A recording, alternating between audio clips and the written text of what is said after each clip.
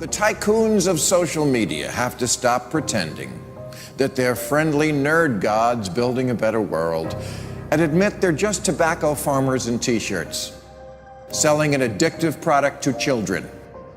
Because let's face it, checking your likes is the new smoking. Philip Morris just wanted your lungs. The App Store wants your soul.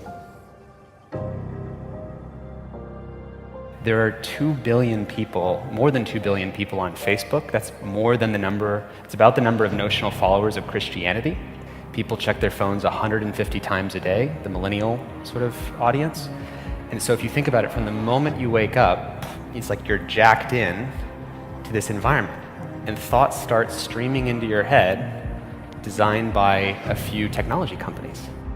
What we find is the typical person checks their phone every 15 minutes or less, and half of the time they check their phone, there's no alert, no notification. It's coming from inside their head telling them, gee, I haven't checked in Facebook in a while. I haven't checked on this Twitter feed for a while. I wonder if somebody commented on my Instagram post.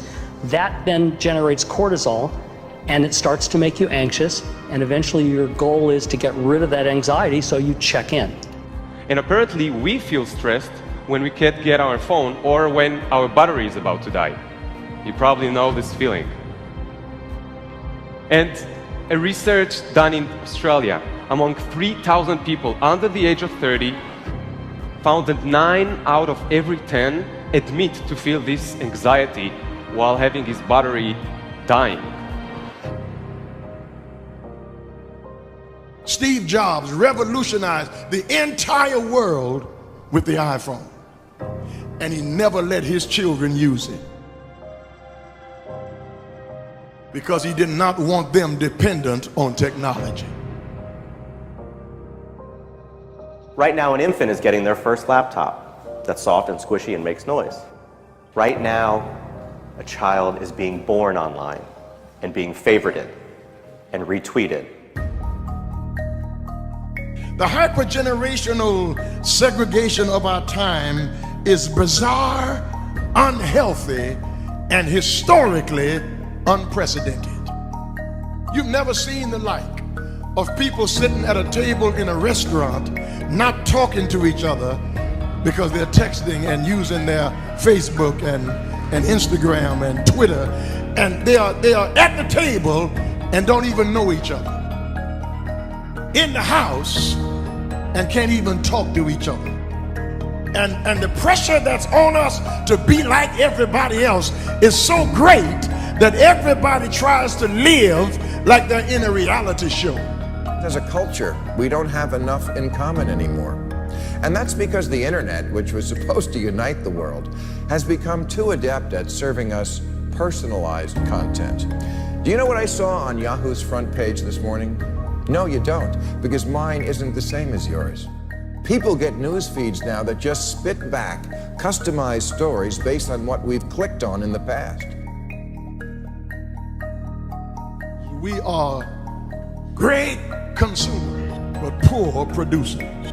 We will buy what we can't afford with money that we don't have to impress people we don't even know, trying to be like everybody else. Get off of Facebook and put your face in a book. Right now, a teenager is photoshopping their selfie because as a society, we're telling them they're not good enough. Right now, influencers encourage narcissism without knowing the breadth and depth of their impact on their audiences. Right now, 40,000 spectators are in an Olympic football arena watching a competitive esports competition because this is this generation's football match. There's always this narrative that technology is neutral and it's up to us to choose how we use it. This is just not true. Technology is not neutral. It's not neutral. They want you to use it in particular ways and for long periods of time because that's how they make their money. You don't realize it, but you are being programmed.